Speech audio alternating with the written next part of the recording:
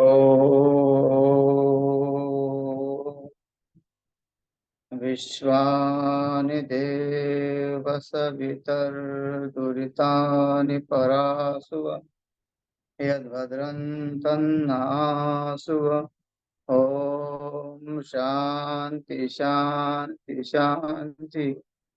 वसुदेव सुतं देवं कंसचाणूर्यमर्दनं देवकी परमानंदं कृष्णं वंदे जगद्गुरुं। श्री सद्गुरुदेव भगवान की जय। प्रस्तुत श्रीमद् भगवद गीता का अष्टम अध्याय और तीसरा श्लोक चल रहा है। यहाँ अर्जुन का प्रश्न था कि ब्रह्म क्या है, अध्यात्म क्या है और कर्म क्या है।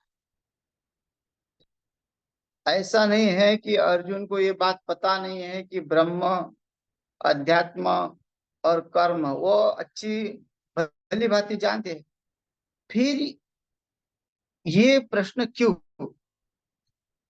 तो ये ही सिद्ध होता है कि जीव के कल्याण के लिए ही ये भगवत गीता का निर्माण हुआ। क्योंकि अर्जुन के प्रश्न जगत कल्याण के लिए है और वो ब्रह्म क्या है, उस ब्रह्म को जानने के लिए ही मनुष्य का जन्म है। जब तक ये ब्रह्म को हम जानते नहीं हैं, जब तक हम उस अध्यात्म में प्रवेश नहीं करते, जब तक हम अपने कर्मों को अच्छी तरह ढंग से जानते नहीं हैं, तब तक हमारे अंदर मनुष्यत्व नहीं आएगा। मनुष्यत्व, मुमुक्षुत्व, महापुरुष संश्रय, ये तीनों अगर शरीर में प्रवेश करते हैं, मनुष्यत्व प्रवेश करता है, मुमुक्षुत्व और महापुरुष संशय। महापुरुष में कभी संशय नहीं होगा, उसके वाक्य पे अटूट श्रद्धा होगी और जिज्ञासा होगी कि ब्रह्म क्या है। और ब्रह्म जिज्ञासा किसको होगी? मनुष्य में जो मनुष्यत्व है उसको। जो मनुष्यत्व का अर्थ होता है कि जिसने मनु का अध्ययन किया हुआ है, या मनु के मार्ग पे जो चलता है, ऋषि मुनि के मार्ग पे जो चलता है, वो मनुष्य है। और जो इस अध्यात्म को छोड़ के अन्य अन्य प्रकार के मार्ग भटक रहा है, ले रहा है, तो वो क्या होगा? वो उस ब्रह्म का अधिकारी नहीं। तो यहाँ अर्जुन जो है भगवत गीता के माध्यम से उस परमात्मा को पूछते हैं। अब देखिए, पूछने वाले भी अधिकारी है और बताने वाले भी अधिकारी। भगवान योगेश्वर कृष्ण जो है साक्षात ब्रह्म रूप से खड़े हैं और ये क्या कहते हैं कि किम तत् ब्रह्म, वो ब्रह्म क्या है? अब वो कहाँ है? जब वहां जो है कि दूसरा कोई है ना ब्रह्म की सिवा, तो वहां क्या मतलब? तो अन्य जगह पे हो गए ना। दोनों से भिन्न जो हो गया वो तीसरा होता है, वो तद मतलब वो स, मतलब दूसरे को यहाँ से जो दूसरा तीसरा दिखाई देता है उसको बोलते हैं वह। तो वो ब्रह्म क्या है? अब ये कि भगवान श्री कृष्ण सामने होते हुए भी उनको समझ में नहीं आया कि ब्रह्म क्या है। तो ऐसा नहीं है, वो जगत के कल्याण के लिए, जगत को समझाने के लिए है। नहीं तो भगवान तो साक्षात ब्रह्म रूप से खड़े ही है, वो तो साक्षात पर ब्रह्म ही है। और वो कृष्ण वंदे जगत गुरु। तो ये है कि भगवान तो सबके गुरु है, सबके आधार है, सबके अधिपति है ना, सबके ऊपर करुणा करने वाले हैं। तो ऐसे जो है वो कल्पतरु, कल्पतरु के नीचे अर्जुन बैठा हुआ है और उसको कहेगा कि भाई मुझे दूसरा और कुछ दिखाओ। हाँ, कल्पतरु को पूछेगा। कल्पतरु क्या है? जो कल्पना जो होती है मन में वो पूर्ण करता है, लेकिन भगवान तो बिना कल्पना करे ही पूर्ण करते हैं, तो कल्पतरु से भी श्रेष्ठ है। तो यहाँ अर्जुन ब्रह्म को जानने की इच्छा करता है। इसका अर्थ यह है कि जिस मनुष्य के अंदर अर्जुन का उदय होगा वही ब्रह्म की इच्छा करेगा। और वो ब्रह्म एकदम नजदीक है। देखो, जिसको ब्रह्म पूछ रहे हैं वो ब्रह्म एकदम समीप है, बस अपने पहचान में पहचानना पड़ेगा कि वो समीप कैसा है। जैसे भगवान श्री कृष्ण जो है अर्जुन के बिल्कुल समीप है, और वो समीप को ही पहचानना पड़ेगा। भाई है क्या, तुम जो हो क्या, अपना परिचय दो। तो इसलिए भगवान जो है कहते हैं कि मैं अपना परिचय दूंगा। हो तो तुमने कहा कि ब्रह्म क्या है, अध्यात्म क्या है। अध्यात्म, अब हम ये सांप्रदायिक लेंगे कि आध्यात्मिकवादी है ना। अध्यात्मक तो हम देखते हैं कि लोगों के अन्य अन्य ग्रंथ है, जो षड दर्शन है। देखो वेदांत में दर्शनों का भी खंडन हुआ है, कोई किसने कितने तत्वों को माना, कोई कितने तत्वों को मानता है, कोई समाधि को मानता है, तो कोई पूजा पाठ को मानता है, कर्म उपासना को मानता है। लेकिन अध्यात्म, हम उसको भी अध्यात्म बोलेंगे। अध्यात्म जो है, जो जीवात्मा को परमात्मा से मिला देने वाला अक्षर, वो अक्षर है। बाकी अक्षर तो जो पोथियां बनी हुई हैं और अनेक अनेक कहानियां बनी हुई हैं, सबने अपनी कोई कोई अपनी चालीसा लिख रहा है, कोई कुछ लिख रहा है, कोई साई चालीसा लिख रहा है ना। ऐसा अ, लोग उसको भी अध्यात्मवादी मानते हैं। ओम शांति वाले, वहाँ ओम शांति जो आजकल जो है बड़ा उनका घर घर में जाके प्रचार करते हैं, अपने ही शिव जी की फोटो लेके अपना ही जो है क्या क्या कर रहे हैं, और फिर उसका उल्टा सिद्धांत। इसकॉम वाले का भी ऐसा ही है, घर घर जाके प्रचार करेंगे और भगवान श्री कृष्ण को सिद्ध करेंगे और राम जी का खंडन करेंगे। तो ये अध्यात्मवादी नहीं हो सकते, जिसके अक्षर में जो है भिन्नता है। जो अक्षर, जो अध्यात्म उसको कहेंगे जो जीवात्मा को परमात्मा को एक कर दे, वो अक्षर।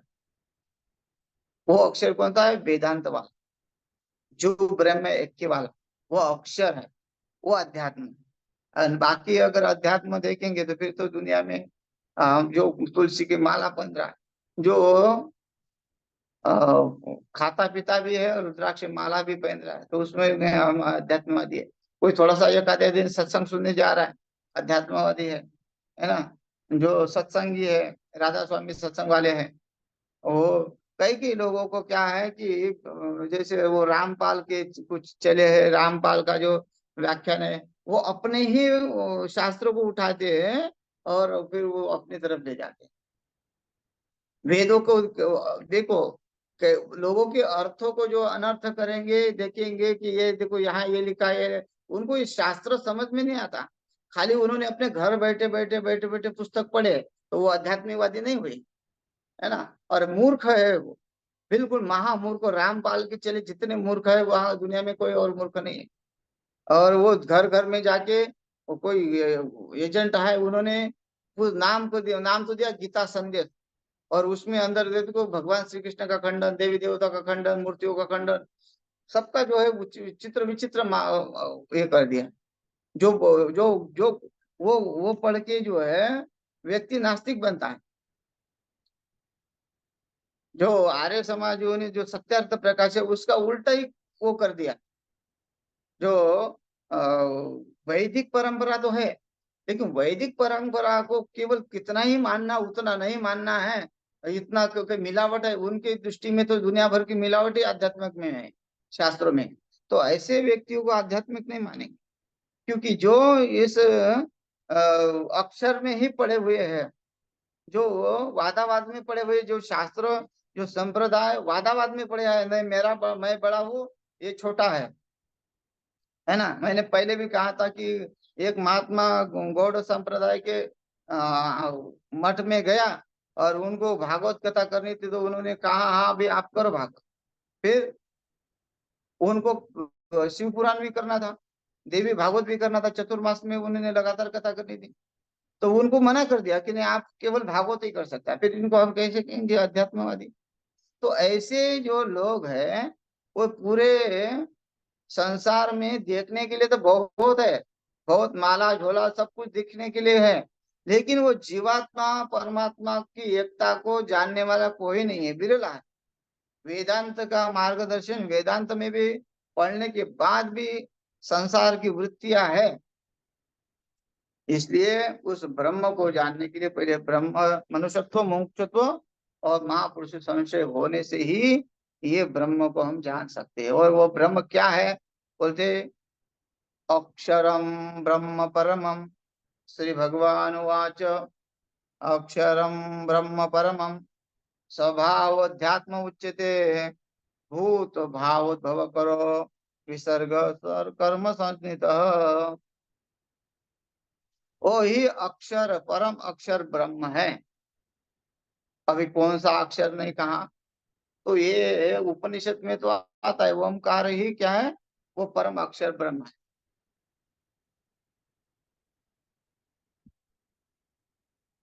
ओम य प्राण तो निमिषतो महित्वैकराजा जगतो बभुव, वो सबका प्राण देने वाला है ना। ओम सबका सबके साथ ओम जोड़ते, जब तक ओम नहीं है तब तक ब्रह्म नहीं। वो ओम इसलिए जोड़ेंगे, वो अक्षर ब्रह्म है और उसके साथ फिर वो जो कहेगा है ना, जैसे हम ओम हिरण्यगर्भ समवर्त ओम स्वस्ति न इंद्रो वृद्धश्रवा, जिस हर मंत्र के सामने हम ओम लगाते, हरि ओम सहस्र शीरिका पुरुष सहस्राक्ष सहस्रपाद, ओम लगाते। जब जब उस ब्रह्म के साथ हम उस अक्षर को पढ़ेंगे, है ना, तब जो है पहले ही देखो, हर अध्याय में ओम श्री परमात्मने नमः, अतः अष्टमोध्याय, तो ओम आया। तो वही अक्षर ओम है मुख्य, लेकिन वो ओम का भी अधिकारी है जो जिज्ञासा नहीं है, जिसने ये जो अक्षर ब्रह्म है, ओम जो है वो गुह्य है। इसलिए गायत्री मंत्र भी गुह्य है, लेकिन आजकल लोग स्पीकर में बोलते हैं, कपड़ों पे लिखते हैं। जो गुह्य मंत्र होते हैं वो बोले नहीं जाते, उसका उसके अनुष्ठान होता है, उसका जो है विधि होती है। अगर जब तक हम उस विधि को नहीं जानते हैं तब तक वो हमें फल नहीं देता। वो हमारे लिए नॉर्मल है ना। जैसे हमने एक दृष्टांत तो सुना था, एक शिष्य और अपने गुरु के खोज में, और उस शिष्य को ये जिज्ञासा है कि मैं संसार के ऊपर प्रभुत्व करूं, मुझे ऐसा मंत्र मिले, ऐसे गुप्त मंत्र मिले कि वो मेरे पास ही हो और किसी के पास ना हो, और उस मंत्र में बहुत शक्ति हो। तो ऐसे ढूंढते ढूंढते एक गुरु जी के पास आया। तो गुरु जी के शरण में आते ही गुरु जी को कहा कि गुरु जी आप मुझे मंत्र दीक्षा दीजिए, ऐसे मंत्र दीजिए कि मेरा काम बन जाए, और वो मंत्र गुप्त हो, वो मंत्र गुप्त हो। तो गुरुजी ने कहा भाई तुम्हें मंत्र मिलेगा तो पहले तो उसके लिए तो सेवा करनी पड़ेगी, सेवा करोगे तभी वो मंत्र फलित होगा। लेकिन शिष्य के मन में क्या है, सेवा तो हाँ हाँ कह दिया, क्योंकि उसको तो सेवा करना एक बहाना है, लेकिन उसको उस मंत्र की पड़ी है कि मैं जब कब मंत्र मिलेगा और कब मैं सिद्ध बनूंगा। और गुरुजी ने 12 साल तक मंत्र दिया नहीं। अब तो शिष्य रोने लगा कि 12 साल हो गए, मैं तो बुढ़ा हो रहा हूँ, और कब जब तक करूंगा, कब इस मंत्र की उपासना करूंगा। देखो गुरु जी के मंत्र मिलते ही वो समझो कि वो मंत्र ऐसा होता है गुरु का कि शक्तिपात, ये ध्यान में रखना पड़ेगा। हमको गुरु के मंत्र का बहुत सारा जप करने से सिद्ध नहीं होगा।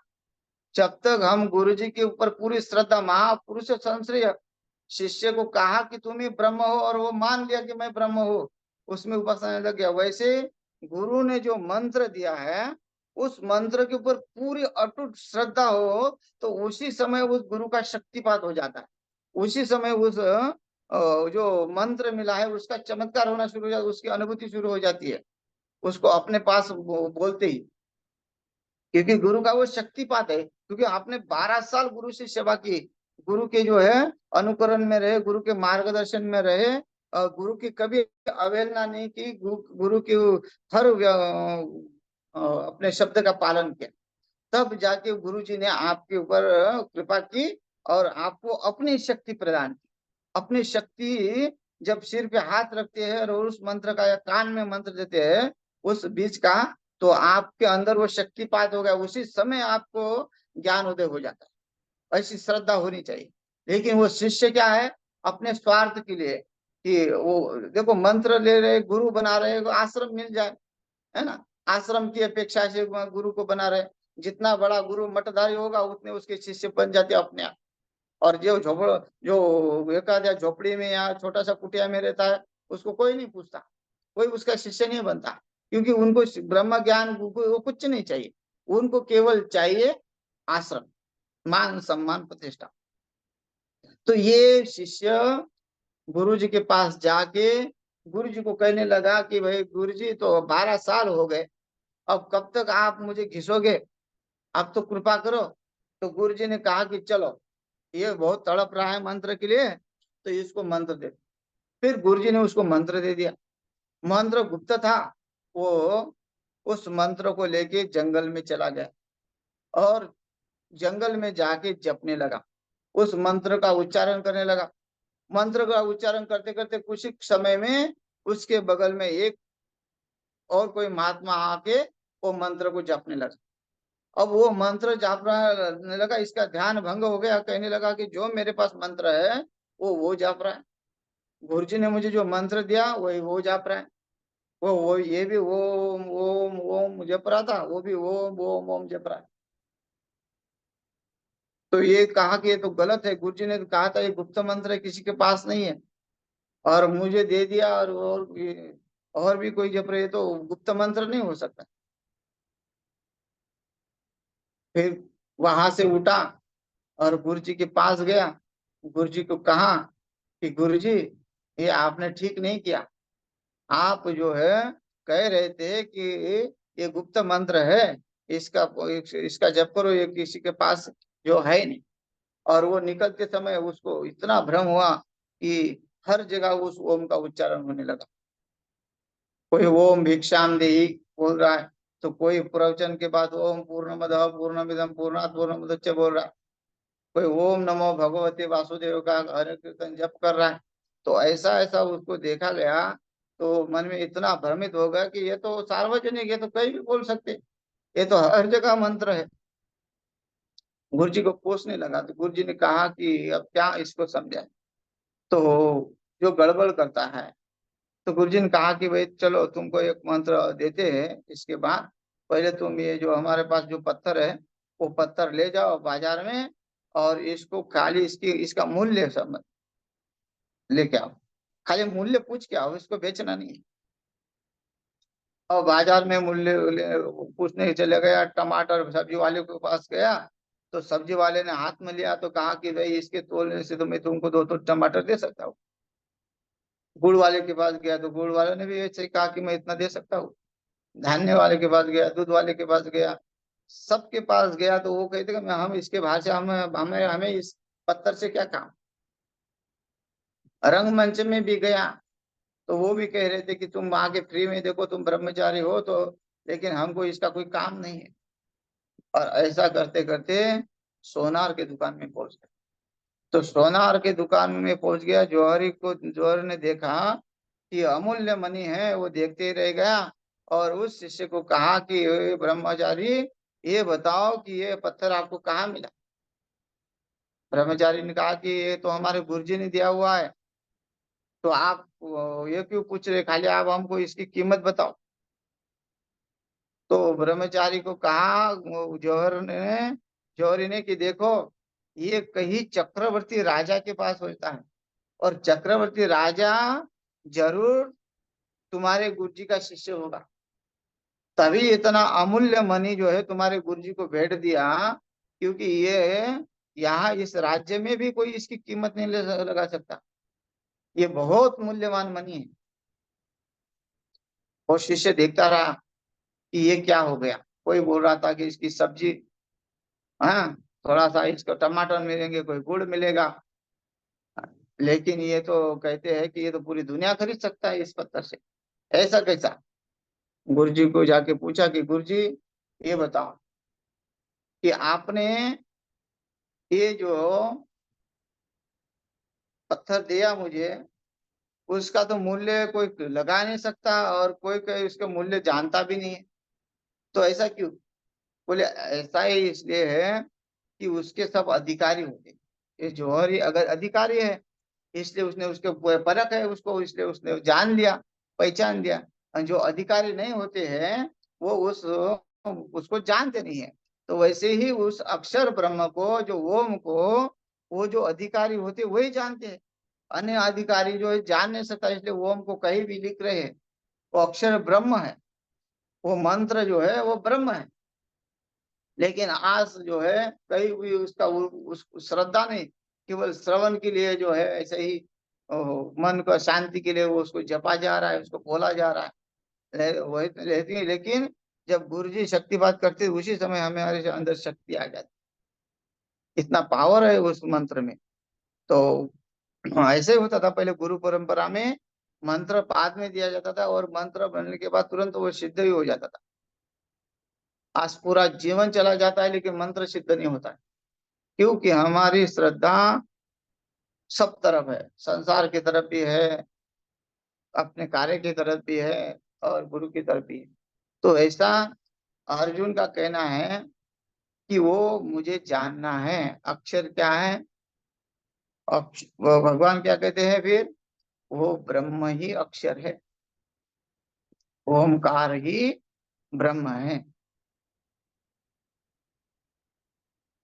जब ओमकार लगोगे तो समझो वो ओम से वो मंत्र जो है उसकी स्तुति कर रहा है। ओम की स्तुति वो कर रहा है, हिरण्यगर्भ समवर्तता उसकी स्तुति है वो, है ना? परम, या वो अक्षर ब्रह्म है, अपना स्वरूप, अपना अर्थात वो स्वभाव, स्वभाव वो अध्यात्म उच्चते।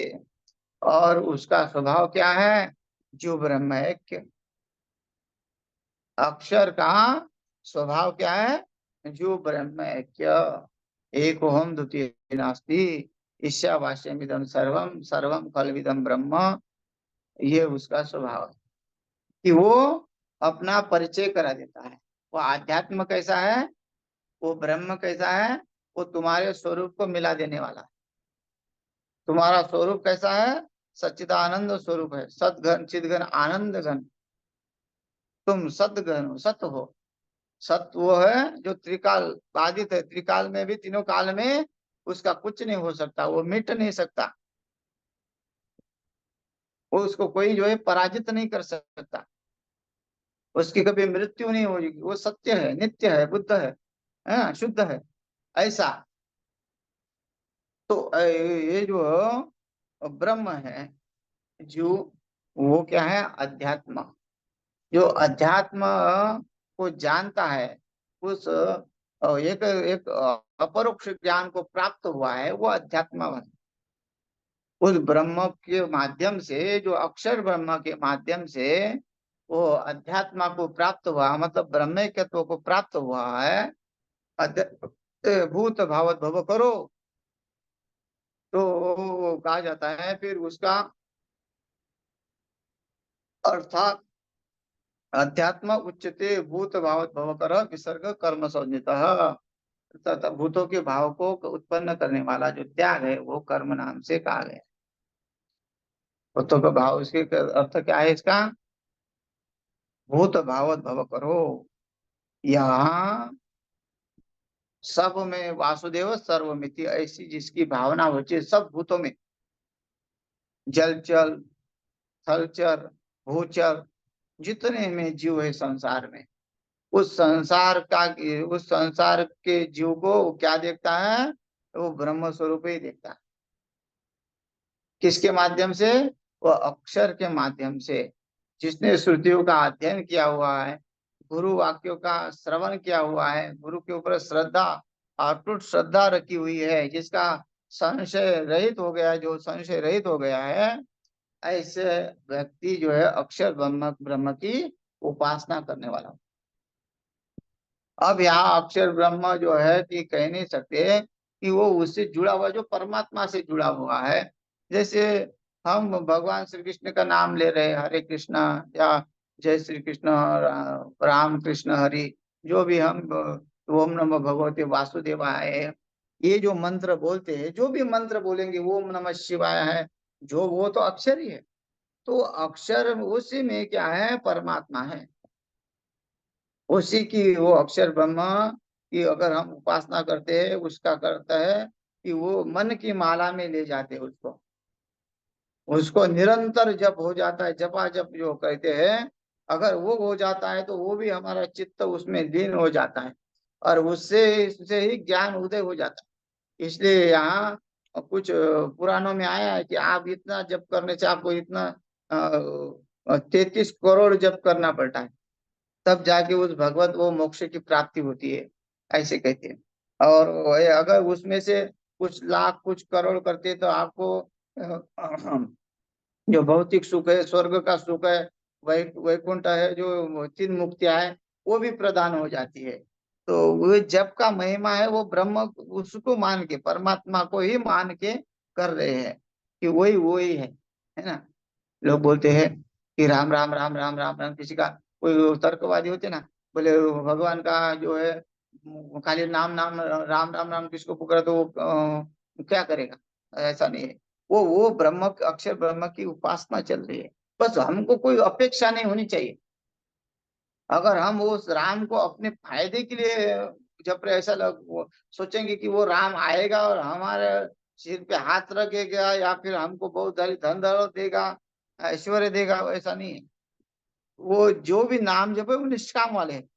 जो ये जो मंत्र है, कर्म उपासना जो है, अनुष्ठानिक जो है मंत्र है, वो तो आपको भौतिक सुख देने वाले हैं। लेकिन जो अक्षर ब्रह्म वाले जो मंत्र है, जो गायत्री मंत्र है, मृत्युंजय मंत्र है, ये आपको मोक्ष प्रदान करने वाले। जो वैदिक मंत्र है वो मोक्ष प्रदान करने वाले।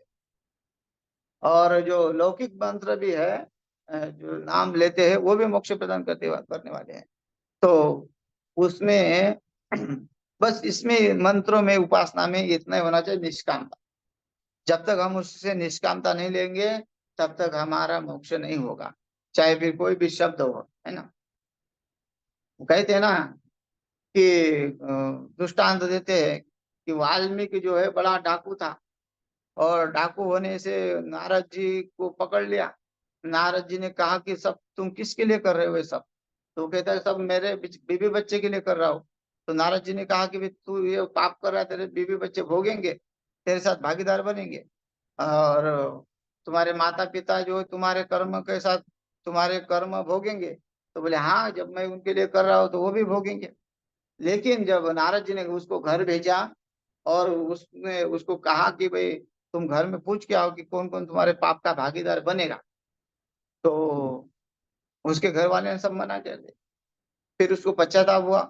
पश्चाताप होने के बाद उसने कहा कि उपाय क्या है, अब मेरे कर्मों को काटने का उपाय क्या है। तो नारद जी ने कहा कि तुम नाम स्मरण करो, राम जी का जप करो। बोले हमको तो राम राम नहीं आता, हमको मरा मरा आता है। बोले मरा मरा मरा मरा मरा मरा बोलते बोलते तुम्हें राम राम आ जाएगा, है ना।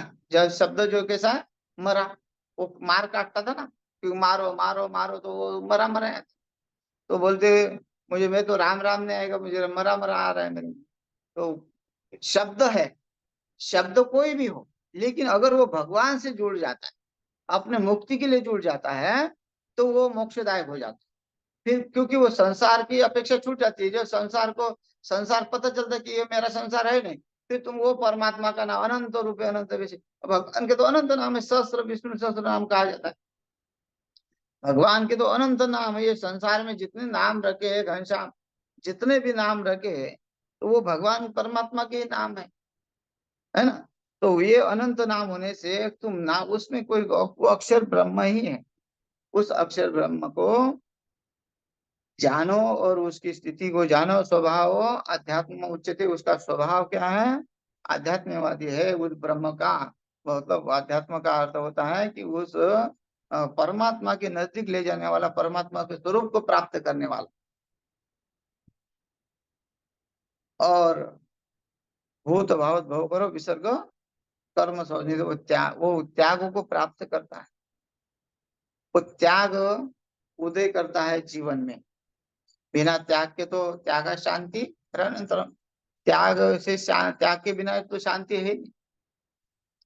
त्याग का अर्थ तो ये नहीं है कि सब कुछ घर दार छोड़ दिया और सब कुछ छोड़ दिया, नहीं। त्याग करना है अहमता का, ममता का। जब तक अहमता ममता का त्याग नहीं होता तो संसार के, दुनिया के कितने भी तुम पदार्थ छोड़ो, छोड़ के आ जाओ, फिर भी वो त्यागी नहीं कही जाएगा। कोई कहता है कि इसने नौकरी छोड़ दिया, नौकरी छोड़ दिया तो अहंकार और बढ़ता है, तो मैंने ये छोड़ा। कोई कह रहा है कि इसमें इतना नाम जप करता है, इतने व्रत करता है, इतने तप करता है। कई के लोग देखो गाली गलौज से काम करते हैं, जो महात्मा लोग, कुछ लोग जो होते हैं गाली गलौज से भी काम करते हैं। तो अहंकार वृत्ति होती है कि मैं हूँ। आश्रम बापू इतने लेवल पे गए थे, किसी को भी चपटा मार देते थे, मीडिया वालों की मार दिया, किसी को कुछ बोल दिया। तो ऐसा नहीं है, वो उतने शब्दों में, और शब्दों की इज्जत करना है और अपने अहंकार को दबाना है, ममता को, अहमता को दबाना है। जब तक ममता को, अहमता को नहीं दबेंगे तब तक हमारा त्याग नहीं है। लोग कहेंगे भी बड़ा त्यागी है, कपड़े नहीं पहनता है, जटा बढ़ा रहा है, चप्पल नहीं पहनता है, खड़ा पहन रहा है, और उसको उसी का अहंकार है कि मैं खड़ा पहन रहा हूँ, मैंने जटा बढ़ा रही है, उसी का अहंकार है। मैं ये नहीं करता हूँ, मैं ये नहीं छूता हूँ, मैं किसी के घर का पानी नहीं पीता हूँ, ये अहंकार है। तो कैसा त्याग हो गया? तो अहमता का त्याग करो ना ही, और अहमता ममता का त्याग वो करने से ही विसर्ग कर्म संहिता। जब तक हमारा त्याग अहमता ममता से नहीं होगा तब हमारे कर्म निष्काम नहीं होंगे, और निष्काम कर्म होंगे तभी हम उस अक्षर ब्रह्म को प्राप्त होंगे। तो समय हो गया है, शेष हम कल देखते हैं। हरि ओम तत्सत।